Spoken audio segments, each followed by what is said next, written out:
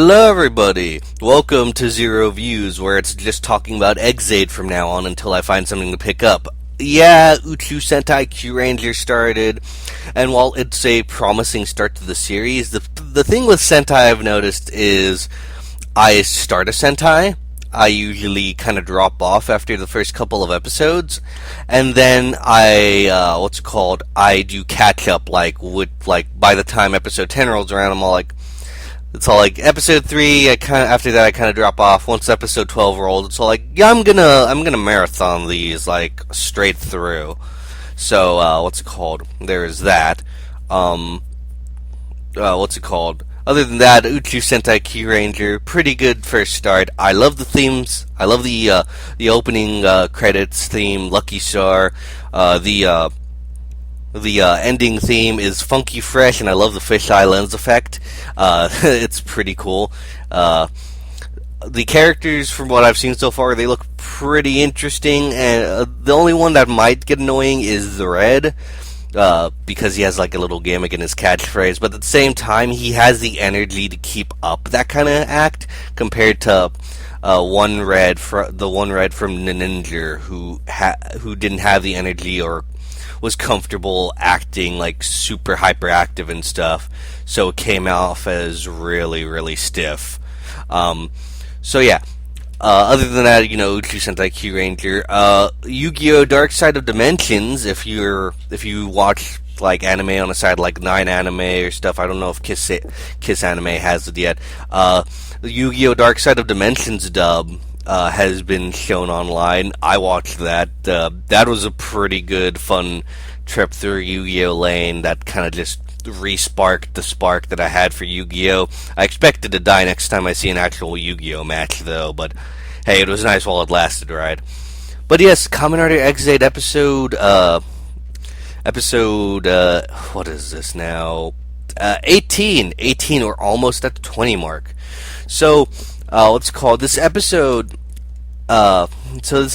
we find out that we have a new recurring character in the episode, and that would be, Sukuru, the developer who I failed to mention the name of last time, who created Burgermon. Now the interesting thing about this is that, I didn't say his name last time, purely because I thought he was just a one-off character. It's just, it's the comedy episode and stuff. No, they're going full force with Sukuru and his role, because now that I think about it, the CR now has a person who knows how to create a gosh shot. Now they don't really have to MacGuffin their way through Emu's next couple of upgrades, which would be Maximum Mighty and Hyper Muteki. Those are the two upcoming upgrades for Emu so far. And, they have someone who can create gashots now. So hopefully that means he'll be the main source of those or whatever, because it feels like he's a pretty significant character, as he's the only other one aside from Dan and Emu who has created a gashot successfully. And a level 4 gashot at that, too. So, yeah. Dan shows up, he infects him with the Bugster virus. We get Motors from Boxo Bike back. He turns out to be a decoy this episode, but his, Sukuru's stress is that they're doing an in-house development race to come up with a new game to help get the company back on its feet after Dan left, because now there's a new president in the company. A lot of people are thinking it's Dan's father, who was in prison, who Kiria talked to before, he died. But they would have said, oh, hey, the old president would have come. Hey, the old president came back and stuff. I don't think they would, do that, because they're all like, the new president. They didn't say the old president came back from, prison and stuff. So, curious as to see who this new president is, because it's not just, some random Joe. Because they cover up his face in mystery, through the shining light, and it's interesting. But yeah, that's the source of his stress, and that's the Bugster patient of this episode. The entire episode is basically Taiga and Hiro desperately trying to get Amu to stop using the Gashatsu, or more so Hiro, with Taiga telling him, you can't let Ex-Aid keep transforming. He's at his limit. And without Ex-Aid, or any of his Gashats, then we're screwed because we only have his Gashats left. Because at the moment, because in the beginning, we have a beginning fight scene in this episode where Snipe goes, Taiga goes Snipe full Drago Hunter armor, and Emu goes Mighty Brothers Double X. He tries to chase after the Motor Buckster, and that allows Dan to easily take care of Taiga, who, despite a really, really cool finisher from Drago Knight Hunter Z, still is unable to defeat Dan completely. And so, he loses all three of his Gashats, and as a result, only Emu is left with Gashats. So, as of right now, Dan has, I believe, 6 of the original 10 Gashats, which is Bang Bang Shooting, Tattle Quest, Doremi Fa Beat, Jet Combat, Drago Knight Hunter Z, or does he only have... Oh, yeah. Drago Knight Hunter Z and Giri Giri Chambara. I completely forgot he had Giri Giri Chambara until this episode, when he used it for a finisher with the Gashikan Sparrow that he took from Laser. So yeah, that leaves the good guys with only Kamen Rider Ex-Aid with his Gashats, with his 5 Gashats, his 5 Gashats, Mighty Action X, Geki Totsu Robots, Shakariki Sports, Boxo Bike, and Mighty Brothers Double X. Now, I feel Emu could probably have given Hiro, Boxo Bike and stuff for Hiro to transform, even though Hiro wouldn't be able to do anything in level 2 without Giri Giri Chambara, but still. But yeah, Hiro's demanding Emu's Gashats, and you see the softer side of Hiro, because he's his whole I don't care about the patient's feelings and stuff. It's slowly starting to chip away because he appreciates Emu as a doctor of the CR, and as a result, he realizes that if Emu finds out he has Bugster virus, then the stress will cause him, the Bugster to break out, or something horrible to happen to Emu. As a result, you see Hiro caring a lot more. That's why he attacked him. He wanted to get the Gashats away from Emu, as well as, make sure, make sure Emu wouldn't be able to fight back. That way, that way he could easily defeat the Bugster. That's why he was working with Taiga back when Paradox debuted. And he's been trying to get the Gashats away from Emu, because that's basically what's causing Emu's Bugster side to break out. Even with, I believe, normal Gashats. Yeah. Even with normal Gashats now, because it was starting with Mighty Brothers, but then it started going with Mighty Action X and stuff like that. And so Hero's trying to get Emu to stop. Obviously, Emu's not listening. Dan's gone off the deep end, though, by the way. He's all like, I am the game master, a god. He's all like, all of you are my pawns, bugsters, riders, humans, blah blah blah. You're all characters that I just program the AI into, blah blah blah. And he's saying this to Parad, who is getting sick of his shit. That's gonna go somewhere this episode. Oh yes, it will. So Motors is attacking some Genmu Corporation developers to get Sukuru to stress out and make sure he can achieve his true form.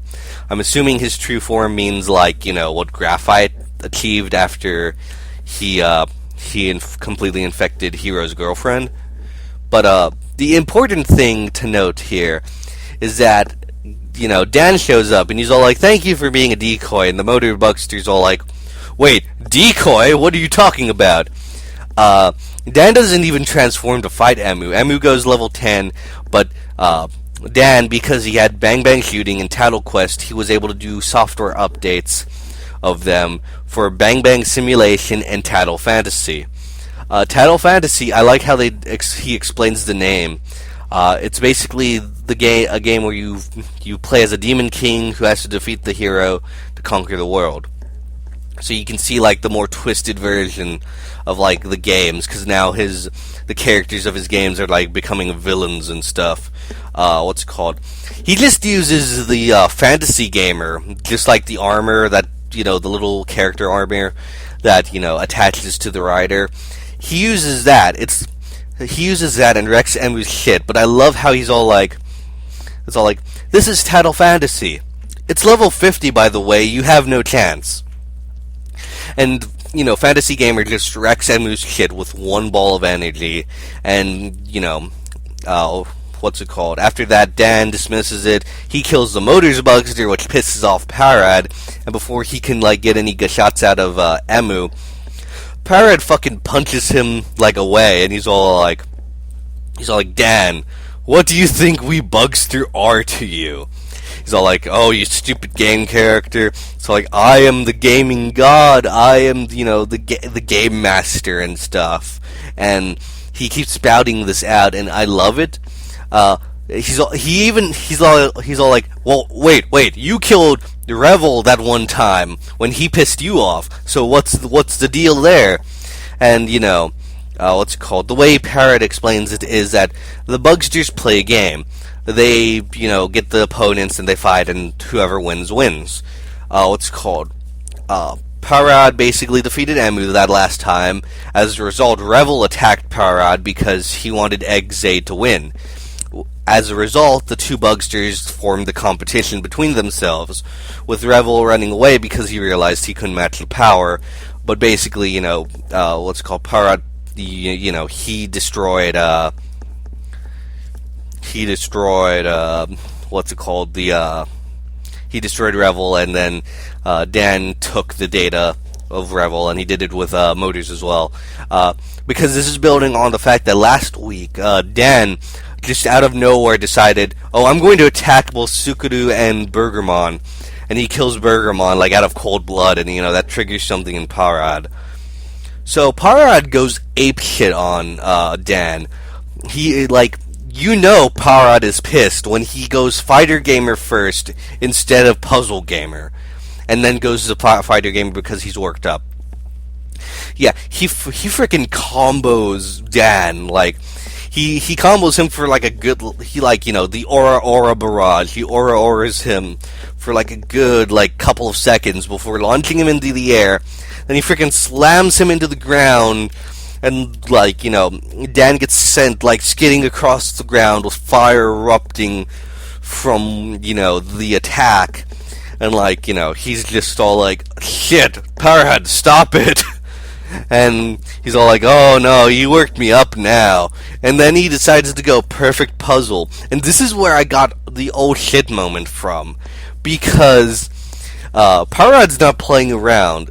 I'm assuming he can only do a maximum of 3 items per, mix-up.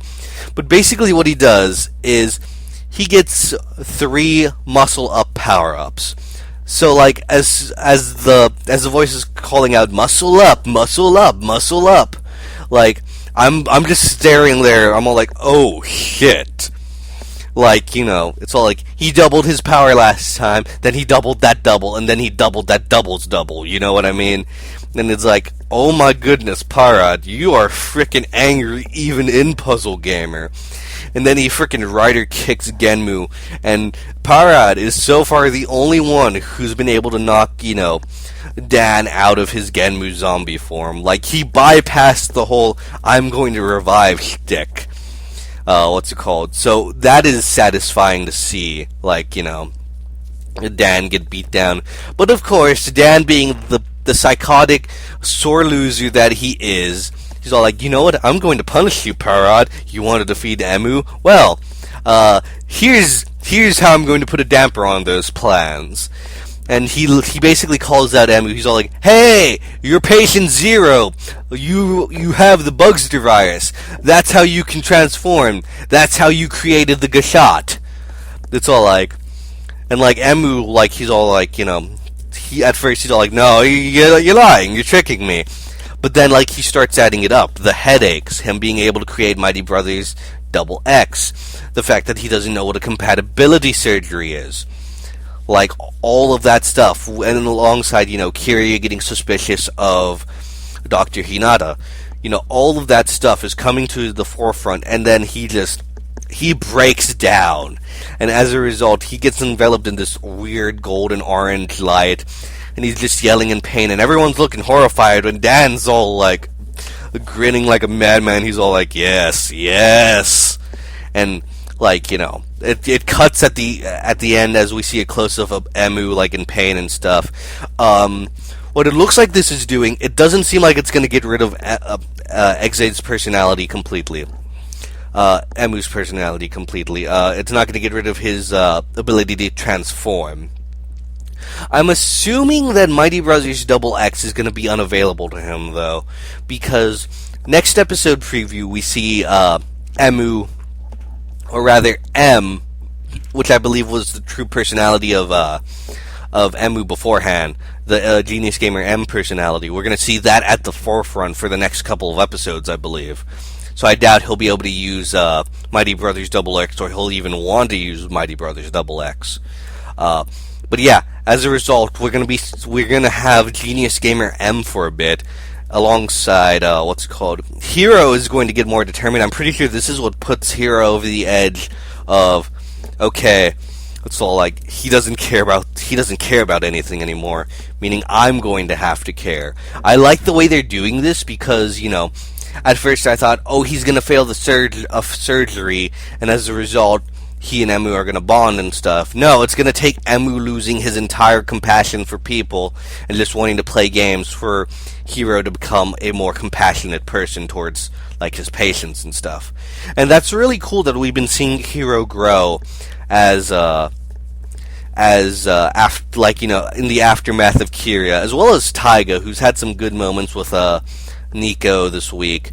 Like, he's all like, "Oh, tell M we're going to take his gosh shots," and Taiga's all like, "Hey, that's my line," and stuff, and it's like, it's great. But yeah, overall, this episode must have been really good because I've been talking for about 17 minutes. Overall, a really good, intense episode. Kind of sad that they phased out the opening theme because of, because they want to fit so much stuff into it. But yeah, next week looks really good because, like I said, Hero's going to take the forefront. Some images on Toei's TV Asahi website. It shows Hero holding out Mighty Action X, and there's a really suspicious shot of Ex-Aid running forward with a sword, like, by his side and stuff, like the sword outstretched. And like, I know that the sword mode's being used mostly for the Gashikan breaker now, but I can't help but wonder why they got that one shot in there. Something tells me that Hero's actually going to transform into Ex-Aid in order to fight off Dan, or at least try to get it to where, he gets Mighty Action X, and he basically gets it to where he gets the Tattle Fantasy Bang Bang Simulation shot, and then he uses that. By the way, Brave's level 50 Fantasy Gamer form looks freaking phenomenal. I love it. The cape, the armor over his existing armor, it just works as a rider upgrade, and I like that they did it like that. Probably one of my favorite secondary rider upgrades in a while too. Deep Spectre was pretty good though, so yeah. But overall, like, I like that we've had a couple good ones in a row. We've had, Deep Spectre, and now we're having Brave Tattle Fantasy, which is I love the design of Tattle Fantasy, so it's going to be interesting to see with how that's going down. But yeah, next episode, Next episode is definitely a hero focus. So it's going to be fun to see that. I'm excited for Ex-Aid. Like, it's really, really picked up and I love it. And it's great to see like a series. Because Ghosted was average. I was alright with it. It was there. It didn't make me angry. But Ex-Aid, it's pumping me up and stuff, which is great. So yeah. I'm Zero. This was a great episode. This is Zero Views. I'll be seeing you guys next time.